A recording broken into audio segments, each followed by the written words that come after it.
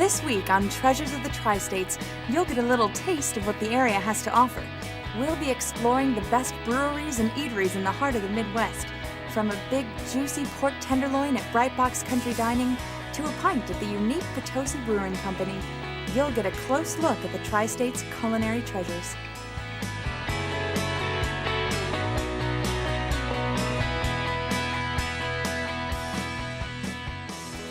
Hello and welcome to Treasures of the Tri-States. As always, I'm your host, Erin Horst. I hope you brought your appetite because we're going on a journey through the tastes of this wonderful region. The Midwest is known for good old home cooking, and here in Balltown, Iowa, they take home cooking to another level. And at the heart and soul of Balltown, you'll find Bright Box Country Dining. This bar and restaurant is as rich in history as it is in flavor. Come, let's have a taste.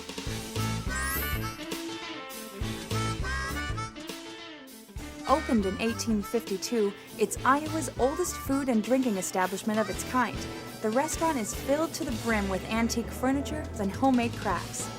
Born and raised in the original building 61 years ago, and I've been here all my life. We're all family and we all take care of each other, so I think that's different, it's unique.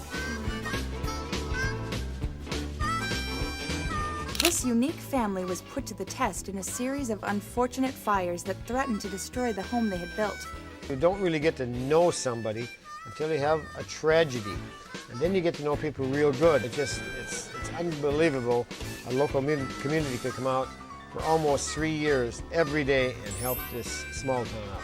They're a very important part of the community, and you know what they built here is wonderful. But the original Bright Box, that had some incredible personality to it. I don't think there was a level floor in the place, and Despite their struggles, Bright Box are back in business and better than ever, and believe that hope and love are two main ingredients that set their food apart. All our food is made from scratch, and we make homemade pie and soup here that's there's none finer probably, I'll say in the Midwest, but probably in half this country.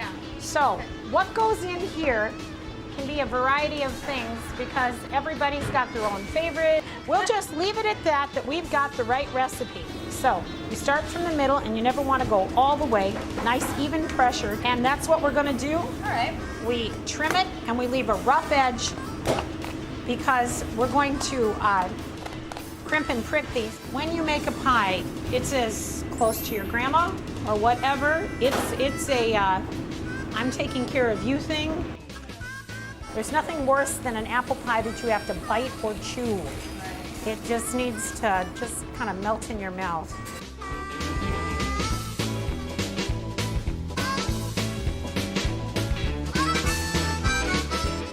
That was a very short time to do the 24 apples that we needed for the 4 pies. Yeah. Okay. We're going to take these and we're just going to distribute them. They are going to cook down to not quite half, but almost. Right. You're going to see what I mean. You'll check that. See how that acidity's there and how that bite's there? Yeah. That little bit of lemon juice just pops it.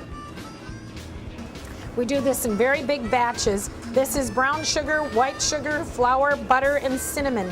We'll take this, and over this, we'll put this on. This will drink down, and that is how our apple pie are going to go into the oven. While the pies were in the oven, I thought we'd give some of their other famous dishes a taste. Some of Bright Box's delicious pork tenderloin.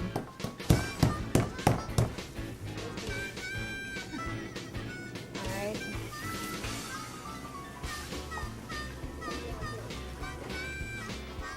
Oh wow, that is huge. All right, well I can't wait to give this thing a try. It's kind of big. Where's the bun? Here it is. All right, here I go. This is a big undertaking.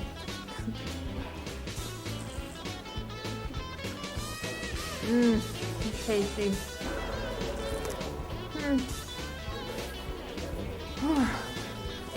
Well, I think that's about as much as I can handle. It's delicious, but I think we needed 2 people to eat it. Woo! This is as close to perfect as we're going to get. Oh yeah. This is the only one that I didn't have you show you how to do the lattice. But the cherry's a good one to do that on because that red is so nice and rich and beautiful.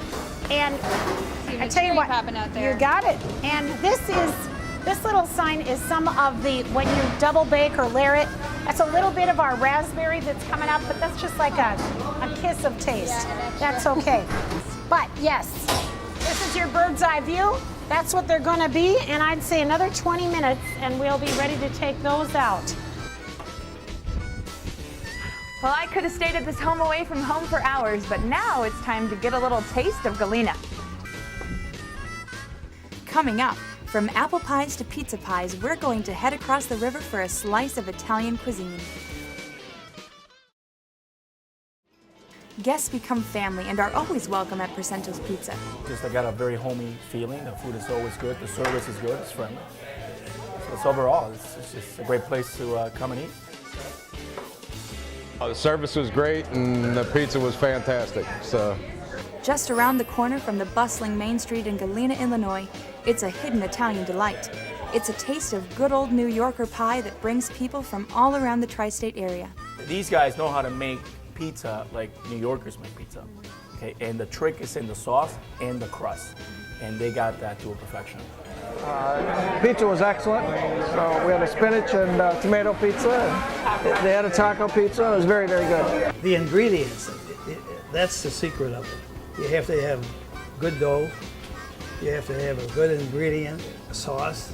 Well, Jack does know best, so I went to go get an up-close look at how it's made. Your typical dough, this is what we use for all of our pizzas. You take a good chunk like that, and you can pretty much, after a while, after you work here for a while, you can just, estimate, that's probably about around 18 or 19. 19 right on the dot, So, I mean, if you wanted to try, grab a ball and just see what you can grab at. I'm gonna say 12. Oh! Right on the dot, look at this. Then you put that guy in the flour, get it so it's not gonna stick so much. You take that, you put it in there, and it comes out, and you see how it comes out smaller like that. And as you see, it's a lot flatter. To do it another time, I usually turn it sideways and do it again, because then it makes that good circle. Then you throw it up to get it that perfect circle, you put it down, and you dock it, and you actually push really hard. You want to put them holes in the pizza. We gotta knock it up real fast, at times. Yep, that's perfect. Okay, Put it in the flour, move it. there we go. All right, I'm ready to catch it. That's something we probably do. Aha! There you go. This way. Yep, perfect. That actually took me longer than anything else. Yeah, this doesn't seem like it would be that hard, but it's kind of is, right? We have a barbecue base, we have Alfredo, we have marinara, of course, we have our pizza sauce. And then you just go into a circular motion towards to the outside. Okay. You start in the center and move it to the outside. Okay. But you're doing it perfectly. You should have seen some of the stuff I was making. I couldn't have done that any better. That was great. Thank you. You did an excellent job. But the best way to do this is, you hold it in one hand, and you can even squeeze it on that part, and you just take little chunks. And you want to go all the way around. Around the edges? Keep it around about that far from each one.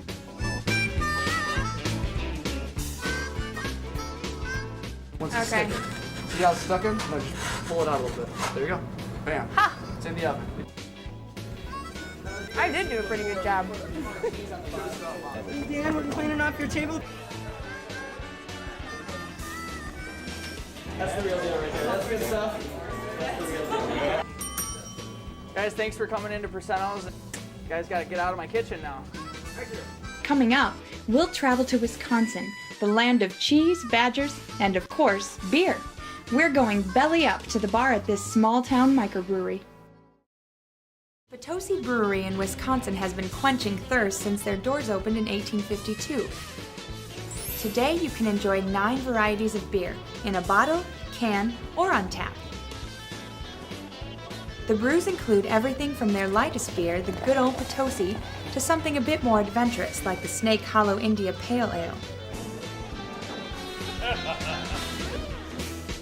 Potosi's unsurpassed passion for beer is channeled into their National Brewery Museum.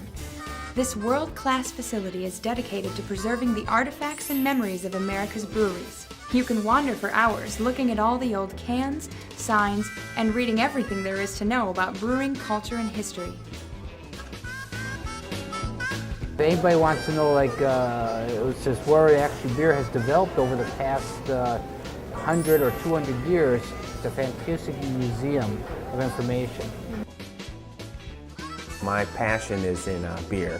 The beer itself goes through an 8-step process. I caught up with brewmaster Steve Bushka to see how they make their delicious beer. You can convert any sugar into alcohol. Really? Any sugar. Wow. How we make the beer and or alcohol at Potosi's, we started with 100% barley. Eat it? Yeah, it tastes like grape nuts. Not bad. Oh yeah.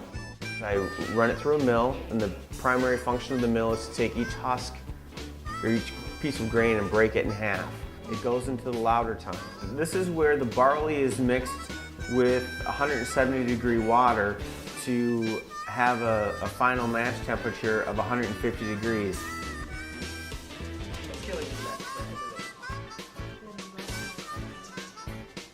In the boiling process, it does two things. It sterilizes it and clarifies it also. After it boils for 90 minutes, it'll go downstairs into the fermentation room, and that's where we add the yeast. Once the beer is bottled or sent to the tap, patrons from across the area can enjoy each other's company. Good old Potosi. Along with a pint of their handcrafted beer.